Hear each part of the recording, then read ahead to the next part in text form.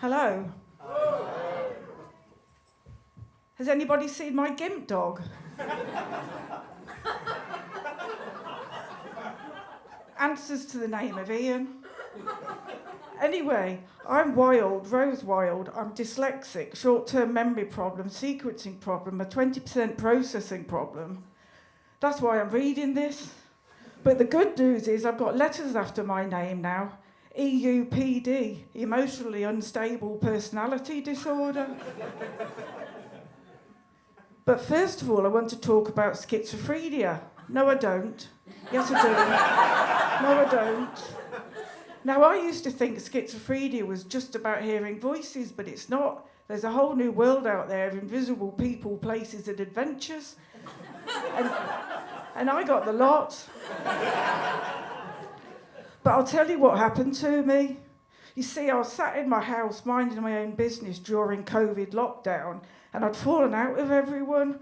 I thought I was on my own, but I wasn't. Was I, Ian? No, I had 4 friends. They were all delusional. The friends were Snoop Dogg, David Attenborough, the White Rabbit, and Ian, my boyfriend.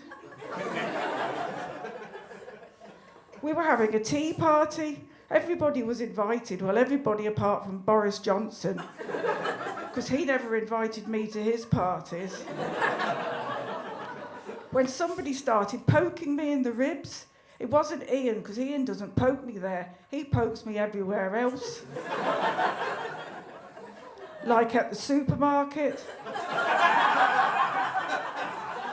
I got up and I looked out the window and there was Snoop Dogg waving the Olympic torch like a lunatic.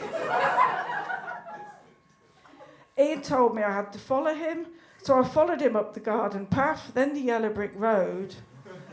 Well, I was dressed like Dorothy and I did think that Donald Trump was the Wicked Witch of the West. Snoop Dogg was a flying monkey and Ian was Tonto the Gimp Dog. Anyway, Snoop Dogg got to the top of the road and turned right. Who did he think he was, the White Rabbit? Or more to the point, was I Alice in Wonder where this is going to lead to?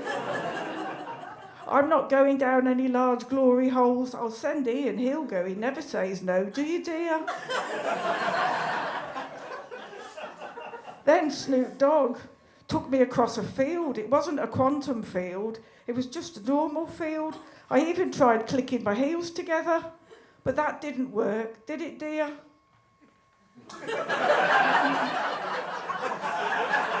Anyway, I started walking along the side of the road. Unbeknown to me, it was the M8. Funny thing, everyone was waving at me, so I waved back. Maybe they thought I was blown over from Dudley. All I needed was the Mad Hatter, and I'd have Dorothy's 3 companions. Snoop Dogg, the Witch, and the Wardrobe. I think Snoop would have been growing weed in the wardrobe. But in reality, I'm on the M8 in full Dorothy outfit with my flask containing £500 worth of green tea. I never got picked up. Well, I did a bit later on in the evening. It was getting dusk now, so Snoop Dogg's Olympic torch was a great blessing. It was like following the North Star to... I rattle as well, by the way. I had an espresso. It was like following the North Star, well, the Rasta Star to Bethlehem, except I really don't think there's going to be a baby Jesus at the end of this rainbow. And I'm not having any of that Bible nonsense in my delusions. I was on a housing estate now. Ian told me a van was coming for me. I write an ice cream van with men in straitjackets and a white jacket for me. But I must have walked around the crescent 20 times till a police car pulled up and asked me what I was doing. I told them I was out for a bit of exercise. Just so happened I'm dressed as Dorothy. I'm not breaking any laws, am I? They asked me who packed my bag and I told them Ian had. Then they insisted on giving me a lift home. Ian told me they were my Uber drivers and I didn't have to pay them. Turns out they were 2 random guys in a Ford Fiasco. But I gave them a good tip. Don't pick up half-dressed Dorothys clicking their heels together, repeating, "There's no place like home."